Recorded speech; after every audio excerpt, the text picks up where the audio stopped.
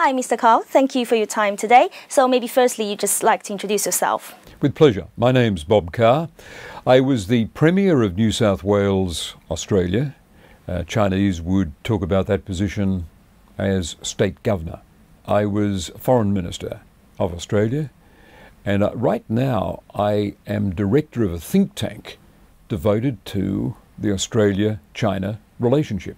You've been serving the Australian government for quite a long time. Can you maybe just firstly tell us a bit more, why did you choose to become a politician at your early stage, and what important achievements have been made these years? I wanted to be a politician since I was about 15. Okay. I think my biggest contribution as Premier was in protecting the environment and lifting the standards of the education system.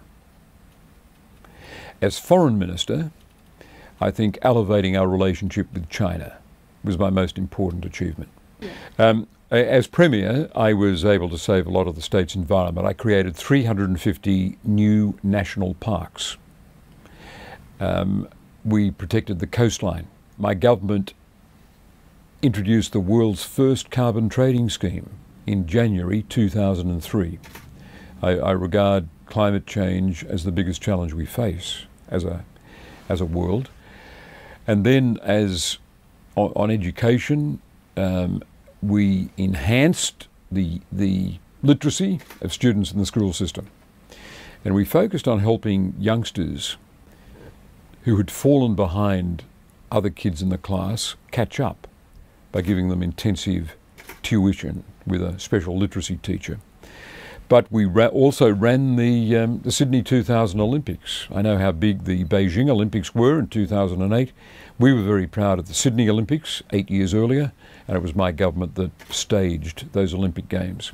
As the former Minister of Foreign Affairs and also the former Premier of New South Wales, you've been to China a lot, right? Many times. So what's your biggest impression about China? What kind of image have kept in your mind for a long time? We think about China and its contemporary economic growth, the wonder, the miracle economy of China, and we all talk about how this will continue. But when I go to China, I think about the historic perspective, because I'm interested in Chinese history. I studied Chinese history. I studied the Chinese Revolution, 1911 to 1949, when I was at university. So I've always been interested in Chinese history. And when I go to China, I like to visit historic sites. For example, in Xi'an, not only the terracotta warriors and the Provincial Museum with its Tang Dynasty wall paintings, but as well as that, the site of the Xi'an incident. I found that very interesting. Yeah. In Shanghai, naturally I love the Great Art Museum with its priceless bronze utensils, the great collection of bronzes. I've been in Nanjing. I've been to the Great Memorial to Sun Yat-sen, and outside Guangdong, I visited the Whampoa Military Academy. Okay, so how many times do you remember you've been to China? Oh, about a dozen times, but I now think in the job I've got now, running a think tank on the Australia-China relations, I'll go there more often. Yeah. I want to recruit Chinese scholars to help us understand the relations between Australia and China, and to work at practical tasks about strengthening those relations. Throughout these years, do you see what's the difference in China? The modernisation of China and progress in cleaning up the environment. There's much cleaner air in Guangzhou when I go there now than there was when I first went there. I'd like to think that China's making progress on this very important task of enhancing its environment. Okay. And I look forward on my visits to seeing more signs, more evidence of environmental progress. Talking about China-Australia relationship, how do you see the current bilateral relationship?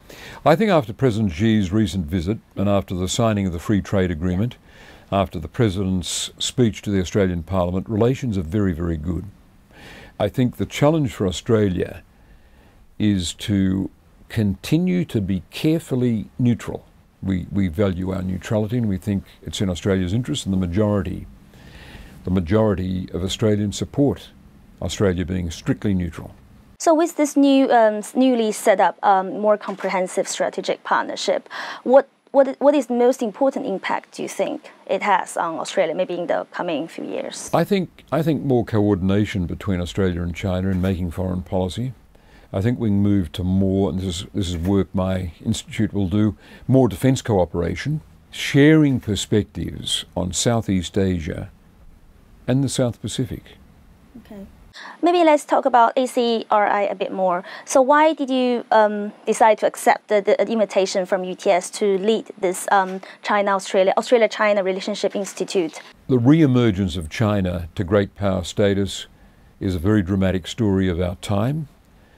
You appreciate this if you know some Chinese history. I don't know enough, but I know enough to know that China was a great power in the early 19th century.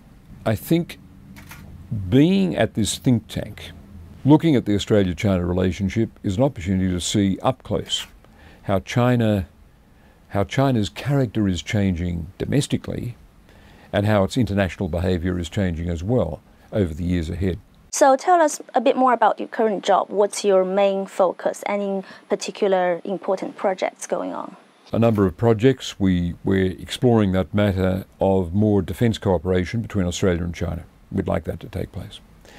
We are looking at the practical growth of trade in the wake of the free trade agreement.